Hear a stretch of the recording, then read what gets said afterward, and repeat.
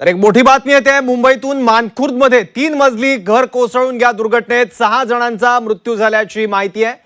यापूर्वी काही जणांना सुखरूप बाहेर काढल्याचं वृत्त आलेलं होतं, पण दुर्दैवानं आता या दुर्घटनेत 6 जणांचा मृत्यू झालेला आहे। मानखुर्दमध्ये 3 मजली इमारत कोसळलेली आहे। बचाव कार्य तिथे सुरू आहे।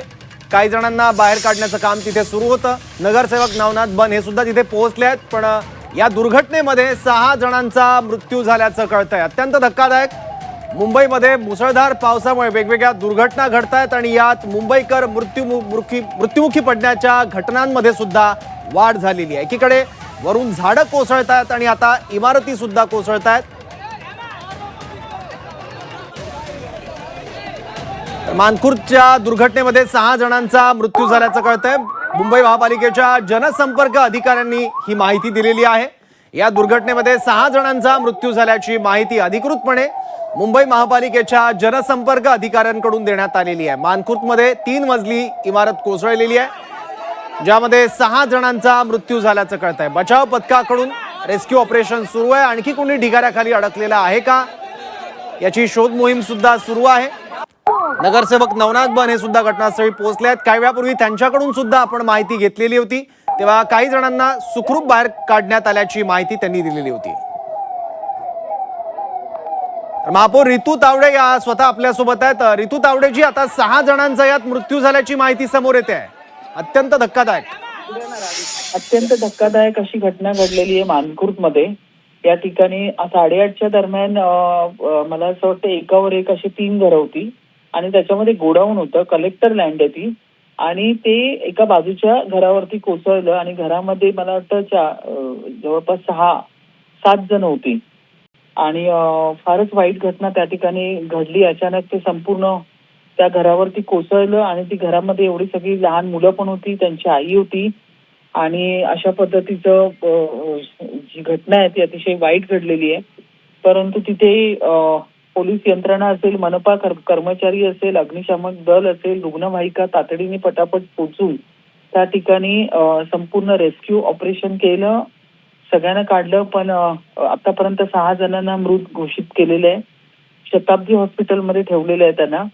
अतिशय वाईट अशी ही घटना घडलेली आहे त्या ठिकाणी आणि सगळी माहिती घेतली तर एक मला वाटतं ती कलेक्टर लँड आहे आणि प्रत्येक वेळा त्यांना नोटीस पण दिल्या जात होत्या कलेक्टरच्या माध्यमातून, परंतु अशा पद्धतीने एकावर एक अशी ती घरं होती संपूर्ण आणि ह्याच्यामध्ये ही दुर्घटना घडली आहे। रितू तावडेजी, नोटीस नेमक्या कशा संदर्भातल्या होत्या आणि नोटीस जर ऐकत नसतील तर पुढची कारवाई तातडीनं काय नेमकी काय झाली? या ठिकाणी आमचे वॉर्ड 135चे नगरसेवक नवनाथ बन त्या ठिकाणी 8:30 वाजल्यापासून जेव्हा त्यांना कळलं ते ताबडतोब पोहोचलेले आणि त्या ठिकाणी उभे आहेत ते कंटिन्यू। आता शेवटची मला वाटतं 1 काय 2 आतमध्ये अडकलेले त्यांना काढायचं काम चालू आहे। बाकीच्यांना हॉस्पिटलमध्ये पाठवलंय।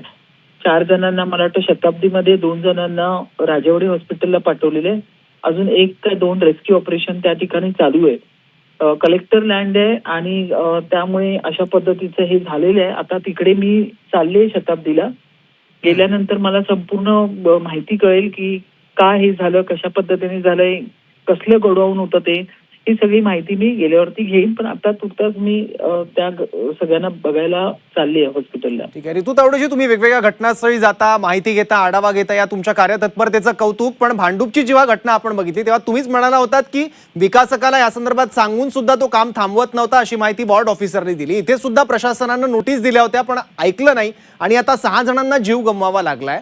आणखी किती मुंबईकरांना मरावं लागलं? एक लक्षात घ्या, मी आता म्हणूनच ह्याची पूर्ण माहिती घेतली।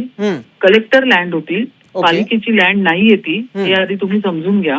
कलेक्टरच्या माध्यमातून नवनाथ बन यांच्याकडनं जी माहिती मला मिळाली तर ती कलेक्टर लँड असल्यामुळे कलेक्टरकडनं वारंवार ह्यांना नोटीस वगैरे चालूच होत्या। त्यामुळे आता कलेक्टरच्या माध्यमातून मला आता ह्याचं संपूर्ण इत्तेंभूत कळेल।